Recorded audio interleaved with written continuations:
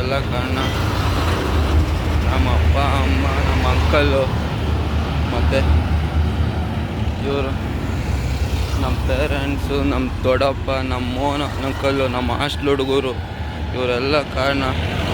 ನಾನೇನು ತಪ್ಪು ಮಾಡಿದ್ದೀನಿ ಅಂತ ನನಗೆ ಗೊತ್ತಾಗ್ತಿಲ್ಲ. ಆರಾಮಾಗಿದ್ದೆ ಇಷ್ಟು ದಿನ. ಮತ್ತು ಈ ಹಾಸ್ಪಿಟಲಲ್ಲಿ ಮೆಡಿಕಲ್ ಕಾಲೇಜ್ ಅಂತ, ಈ ಹಾಸ್ಪಿಟಲಲ್ಲಿ